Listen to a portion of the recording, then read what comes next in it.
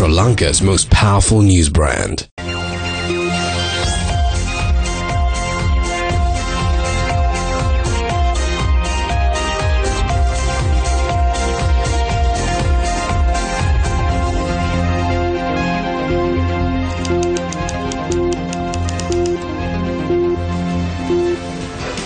Hello, good evening and welcome to Primetime News on TV1. I'm Nadim Majid. I'm Stephanie Lazarus. Before we head into the stories in detail, here's a look at the headlines for tonight. 7 lives lost to extreme weather conditions. More rain and strong winds forecast for tonight. Public urged to remain vigilant. Petition seeking annulment of Delimitations Gazette withdrawn. Prime Minister speaks in Parliament about his testimony before the Bond Commission. Carcass found in the Kahallapalla Reserve confirmed as that of the GALGAMUWA tusker.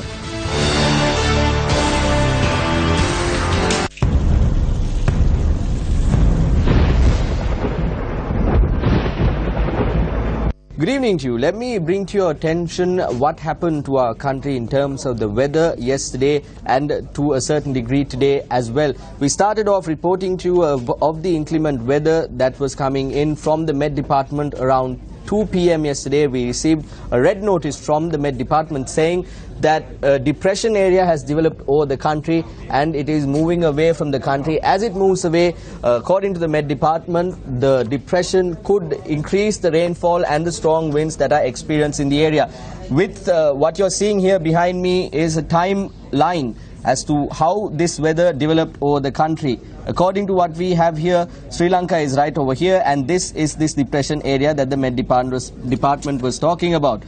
As we speak, we are looking at the details pertaining to the weather conditions around 1 p.m. yesterday. As you can see very clearly, there is the depression right next to our country in the western parts of the island, and the wind is strong in the southmost part of our island as well as the western part of the country.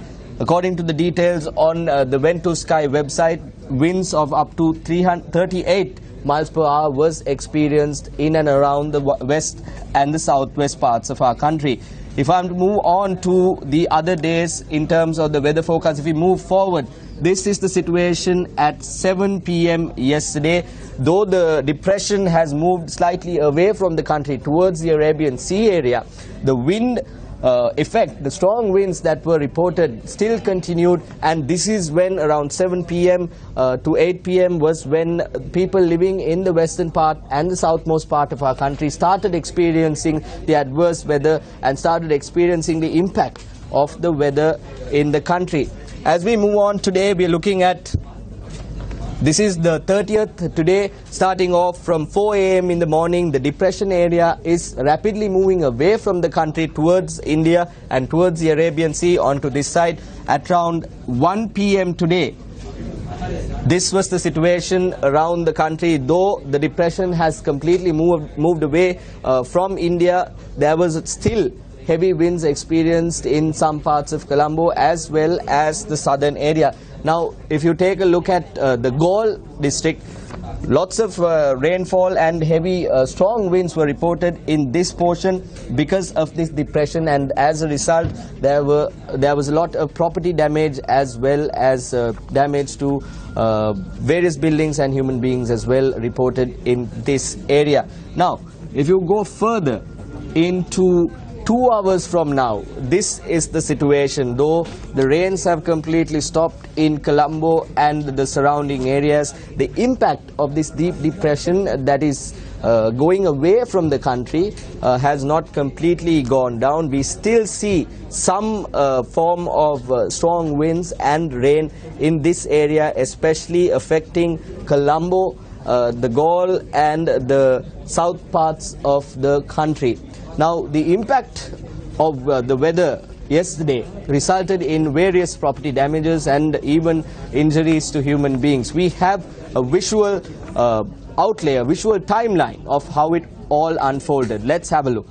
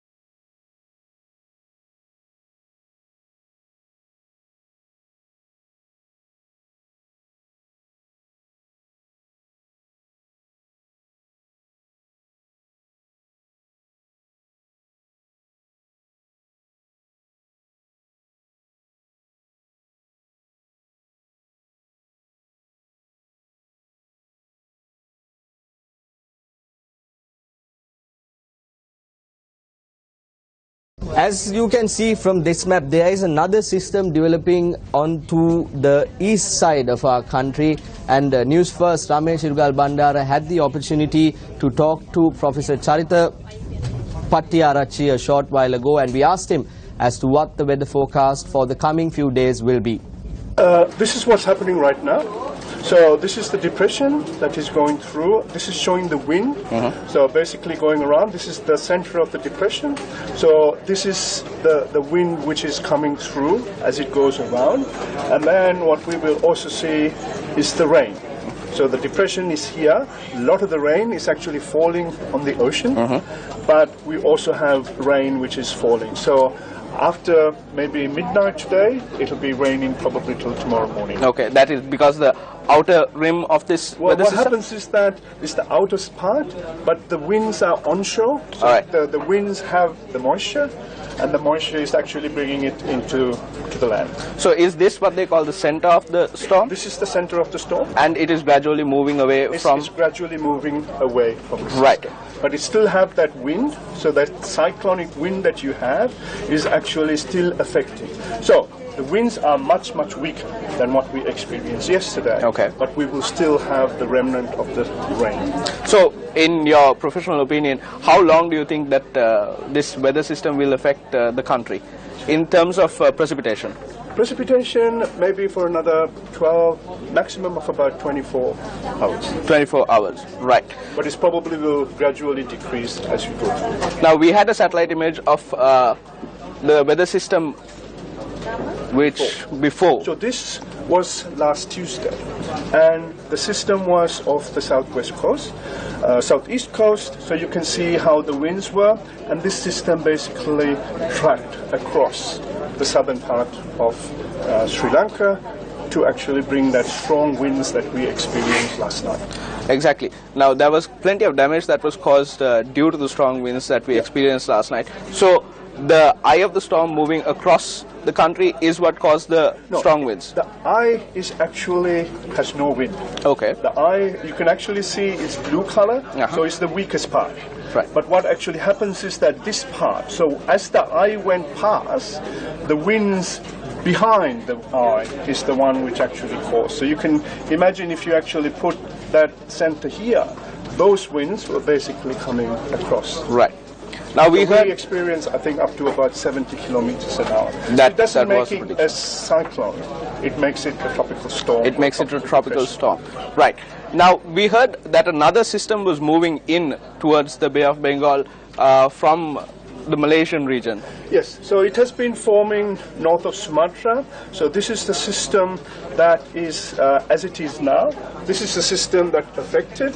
And as we go through to Monday, that system will actually come closer to Sri Lanka, but it's definitely not going to affect the southern part, mainly to the northern part of Sri Lanka. Because the tropical cyclones or these depressions cannot track south. Okay. It can only go northwards, so it cannot change its route and come to Sri Lanka. It can only go north. So it will affect the east coast of India. So the current prediction is that the system will move towards Sri Lanka, but move towards India.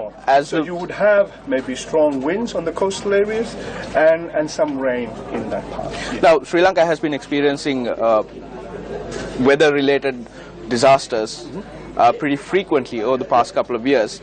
There have been concerns about climate change as well. Is this an anomaly? This is, depends on what you call an anomaly. In the 1950s and 60s, we were affected by at least one of these systems every year. Okay. In about the 1960s, that system changed.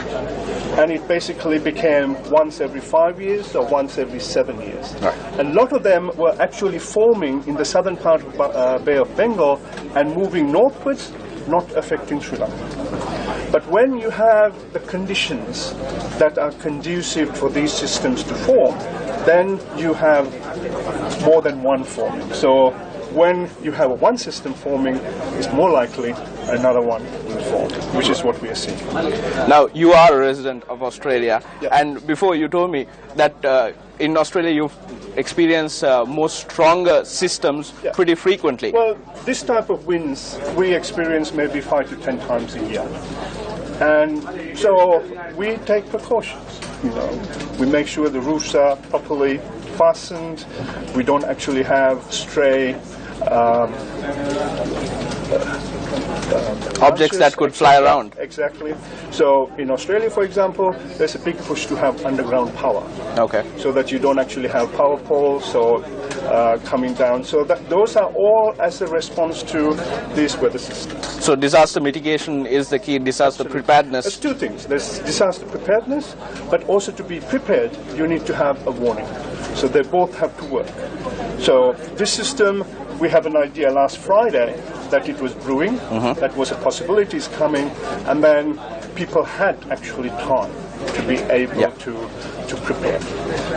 Now we know maybe Monday or Tuesday next week we may have another system, so now we actually have some more time to actually properly prepare for the next system that is coming in. And unfortunately, with our systems, we are reactive, not proactive. Yes. We only respond to when something happens, rather than actually saying something's going to happen and prepare for it.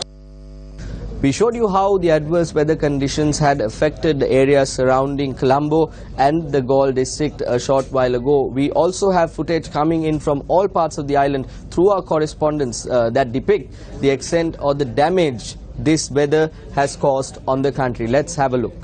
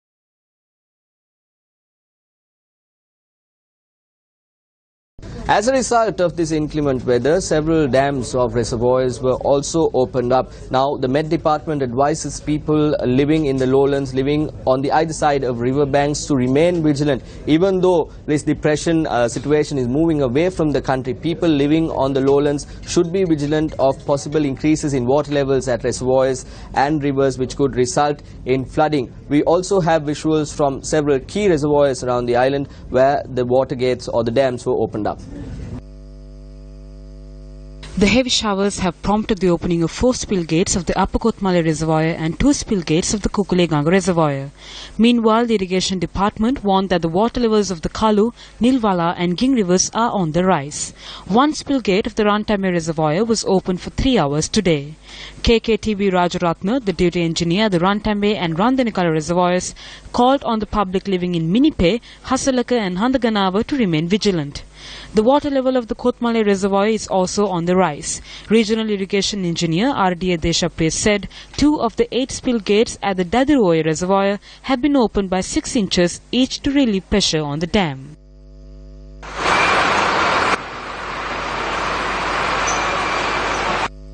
One person was injured after a tree fell onto a three-wheeler in Totalanga.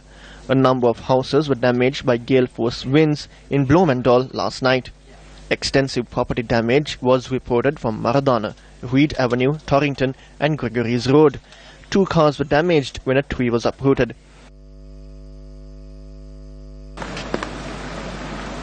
A 48-year-old man was killed when a tree fell onto a lorry at the Jayanti Mahal junction in Hunupitia. Electricity cables were damaged by winds that swept across Mabima and Heyantuduwa. The power supply had not been re-established as of this evening. Extensive property damage was caused when a tree fell into a car park on Temple Road in Mount Lavinia. Close to 150 homes were damaged by strong winds that swept across Henamulla in Madampitia. Workers were dispatched by the Colombo Municipal Council early this morning to clear the debris of fallen trees.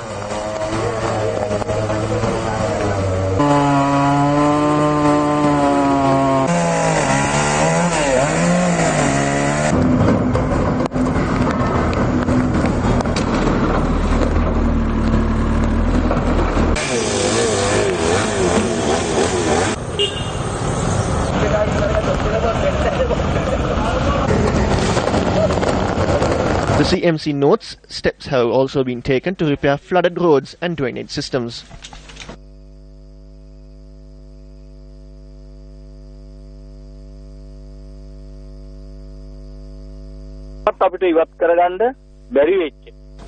Tonight our workers will be dedicated to cleaning up debris caused by uprooted trees near water sources and other places considered difficult to access. We hope to complete the cleanup operations by tomorrow morning and bring the city of Colombo back to its glory. A 57-year-old father of three was killed when a tree fell onto an electricity post in Alpitiya Godakawela on the Ambilipitiya Ratnapura main road. Our correspondent noted the area had been without power as of this evening. A woman was injured and had to be hospitalized after a tree fell onto a house in Potupitiya Wadua.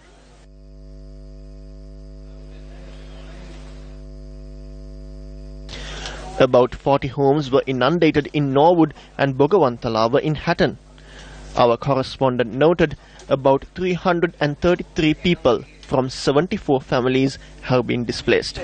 The displaced are being temporarily sheltered at the Norwood Tamil Mahavidyalaya.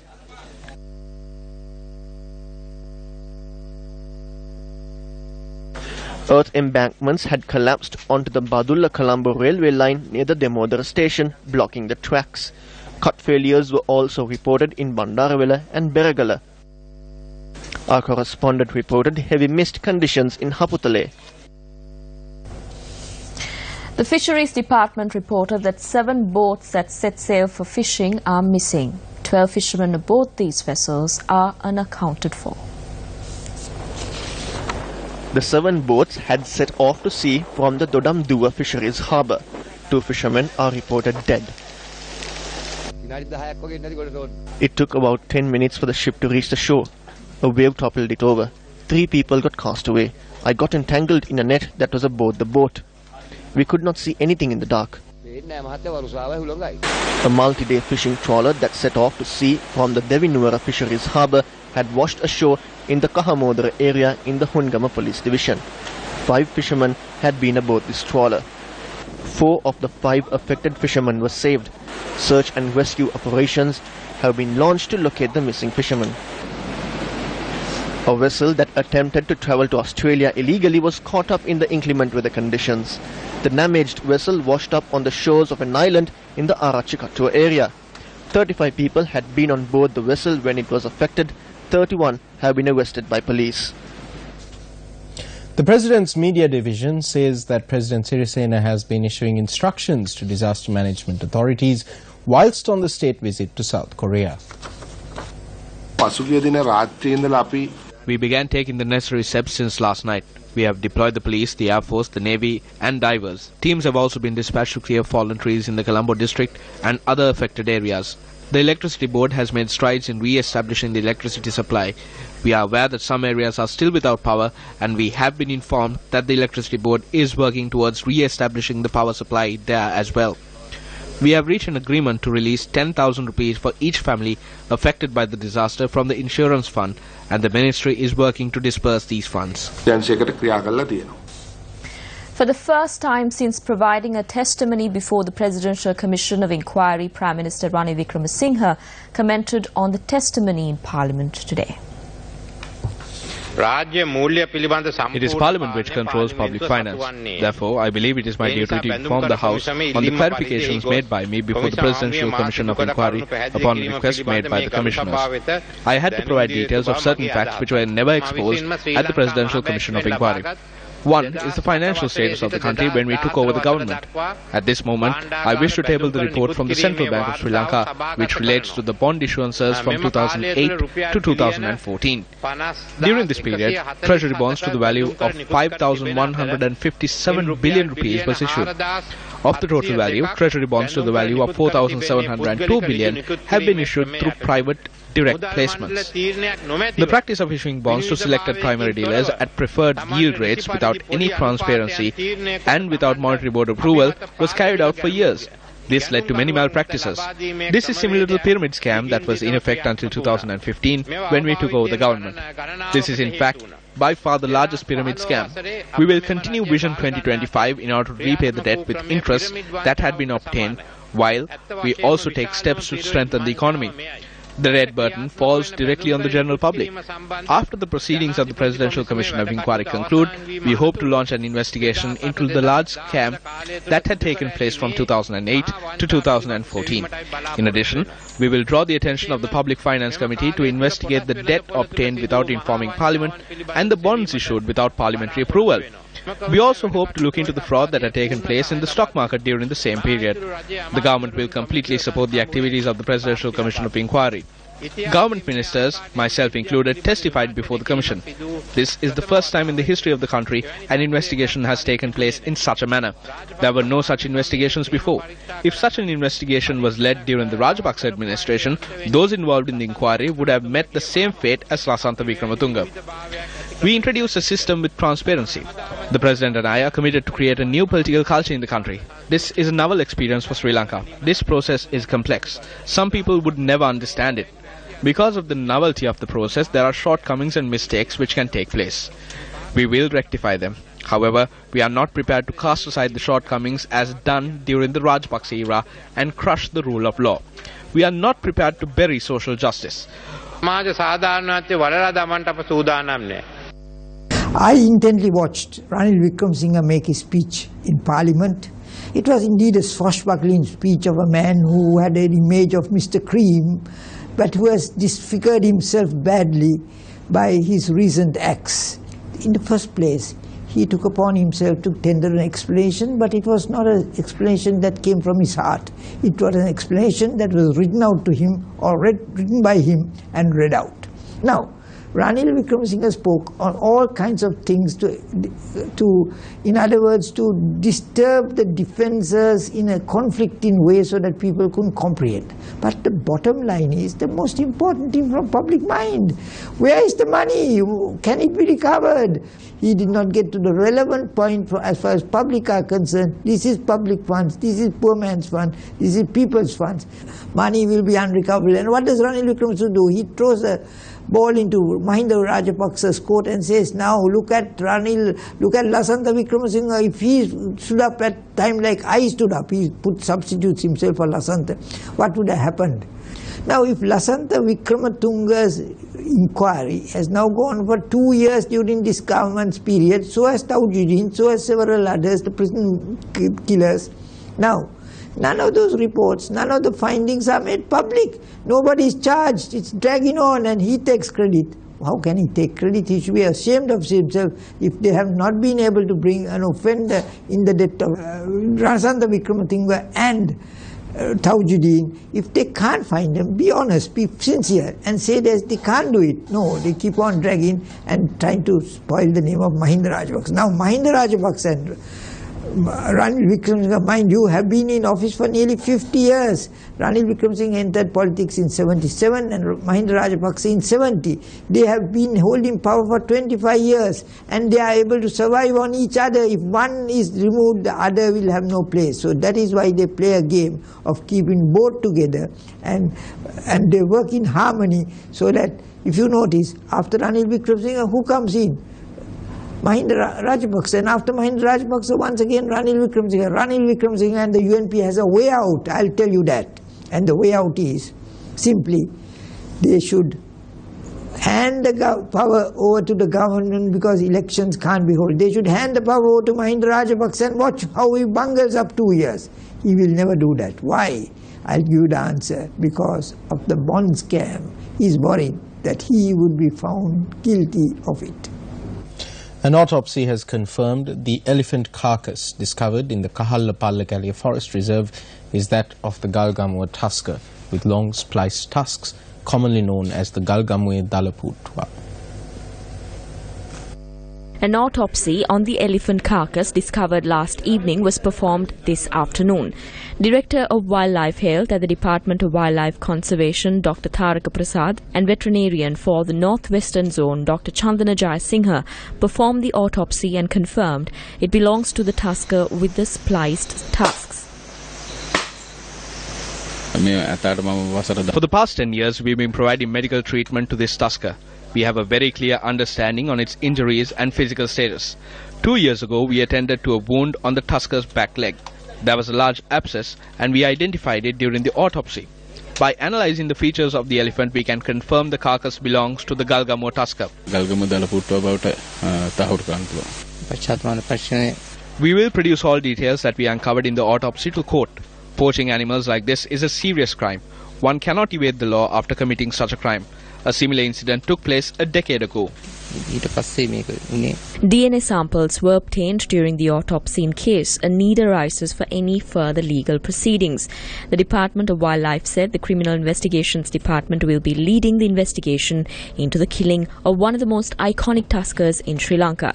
Following the autopsy, a ritual was performed for the fallen GALGAMUWA dalaputwa. Even in a sinful society, you never come across such heinous acts among animals in the wild. This crime has been committed by sacrificing this animal. We invoke blessings on this tusker for its afterlife. We pray such incidents do not take place again.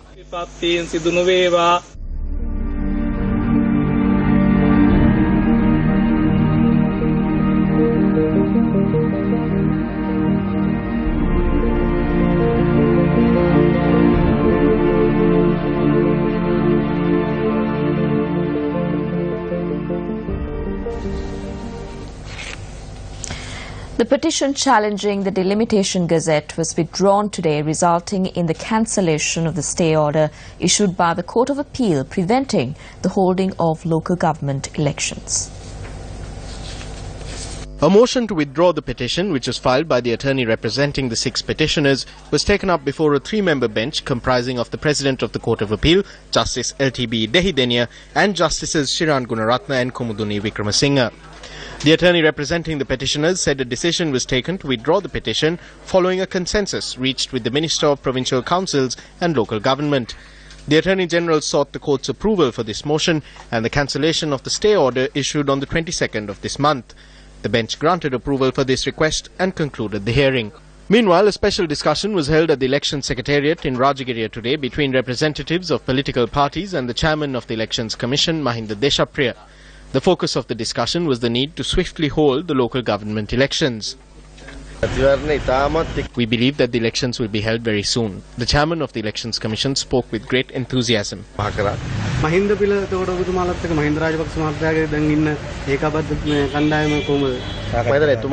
believe they have made a clear statement that they will not be contesting elections together with the Sri Lanka Freedom Party. We do not need to force anyone to join our alliance.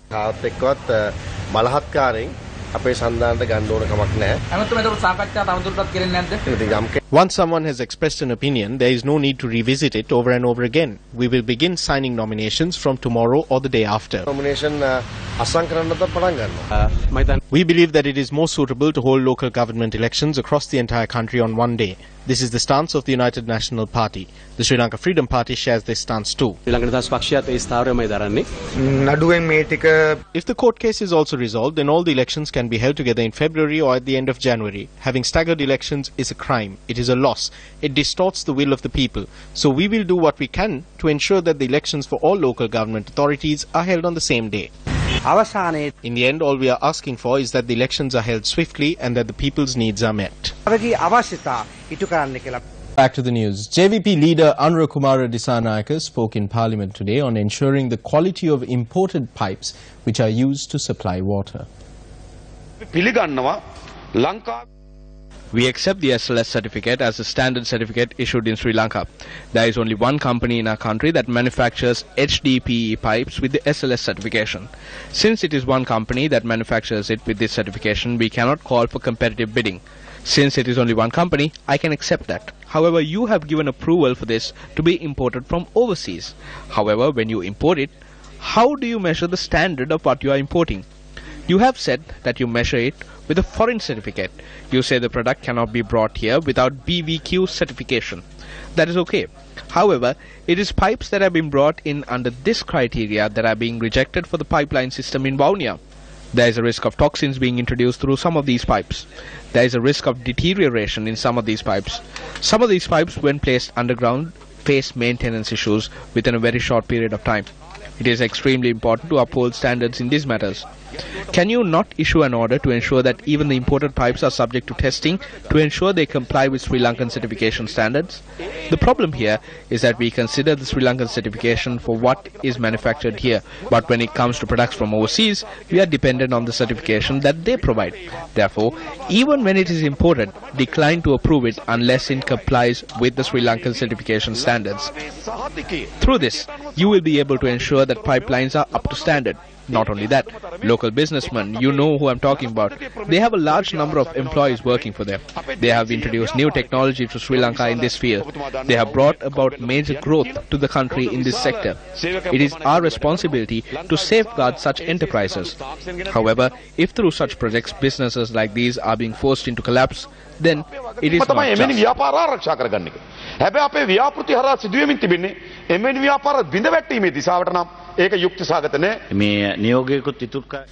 An order was issued to do this. They decided to take half of it. I accept that this was wrong and they should have accepted the entire stock.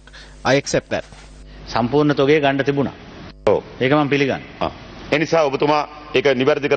Yes, so I hope that you will take the necessary steps considering promoting local businesses, ensuring that a pipeline of proper quality is established, that the jobs of our youth are safeguarded. South Korean President Moon Jae-in says President Maithripala Sirisena's visit has opened a new glorious chapter in the bilateral friendship and cooperation between Sri Lanka and South Korea. A grand banquet was hosted by President Moon in honor of President Sirisena at Cheongang Wade, or the Blue House in Seoul last night. President Jain and President Maithripala Sirisena emphatically declared that they would work towards raising the bilateral friendship and cooperation between the two countries to a new high. President Sirisena's visit takes place in conjunction with the 40th anniversary of the establishment of diplomatic relations between Sri Lanka and the Republic of Korea. The banquet was followed by a cultural evening in which Korean singers and children sang Korean and Sri Lankan songs. President Maithripala held talks with the top South Korean businessmen in Seoul today. Hundreds of representatives from companies based in East Asia were present for this summit. President Maithripala Sirisena was also conferred with an honorary citizenship by the Seoul Metropolitan Government. It was conferred by Mayor of Seoul Metropolitan Government Park Won-soon at a special ceremony held at the Mayor's office in Seoul today. The Mayor of Seoul Metropolitan said he was highly impressed with the President's untiring efforts to develop the country, the city of Colombo, and further strengthen bilateral ties with Republic of Korea, and hence the Seoul Metropolitan Government decided to confer the honorary citizenship on President Sirisena as a symbol of friendship. The President, after viewing a video presentation on Seoul City's digital system, later visited the control room to see the impressive handling of the city through the digital electronic system.